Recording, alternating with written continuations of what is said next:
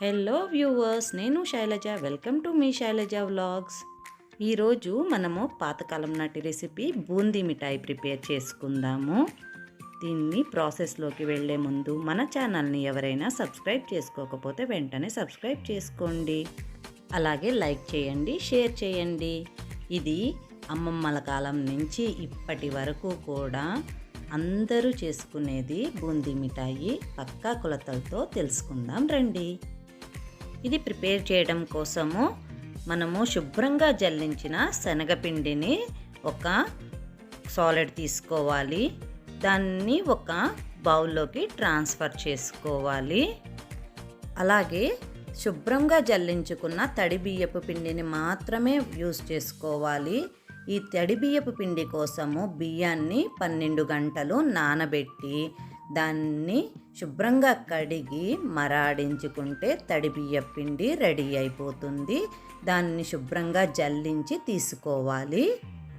ఇక్కడ శనగపిండి సాలిడ్ తీసుకుంటే బియ్యపు పిండి కూడా సాలిడ్ తీసుకోవాలి, అంటే ఈక్వల్ క్వాంటిటీ అన్నమాట.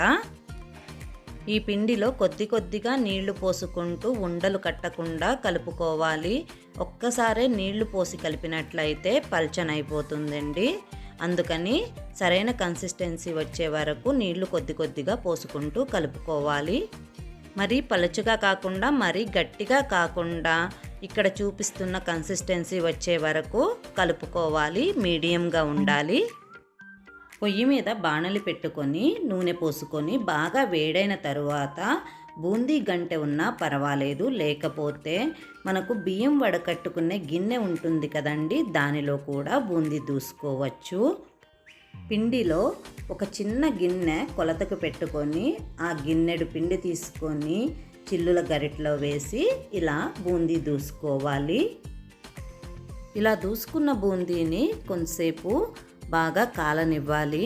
బూందీ వేగింది అని తెలియడం కోసము అది మంచి ఎల్లో కలర్లోకి మారుతుందండి. అలాంటప్పుడు మనము దాన్ని ఒక జాలి గరిట సహాయంతో మొత్తము తీసి పక్కన ఉంచుకోవాలి.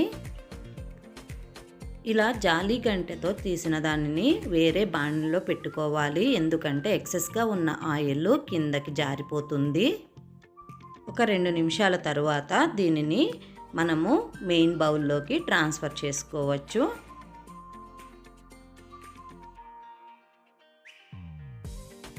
ఇక్కడ కనిపిస్తున్న బూందీ మొత్తము 2 సాలల వరిపిండి, 2 సాలల శనగపిండికి వచ్చిందండి. అంటే మొత్తం మానేడు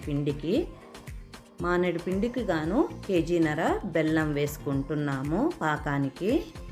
కేజీన్నర బెల్లాన్ని మెత్తగా కొట్టి తెపాలలో వేసుకొని కొద్దిగా నీళ్లు వేసి పాకం పట్టుకోవాలి పొయ్యి మీద పెట్టి. ఈ పాకంలోనే మెత్తగా దంచిన 1 స్పూను నుంచి 2 స్పూన్ల వరకు యాలకుల పొడిని కూడా యాడ్ చేసుకోవాలి. ఒకవైపు పాకం ప్రిపేర్ అవుతుందండి.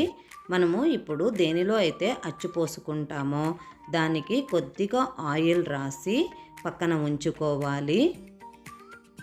పాకము ఈ కన్సిస్టెన్సీలో ఉండాలండి, ఉండకట్టాలి.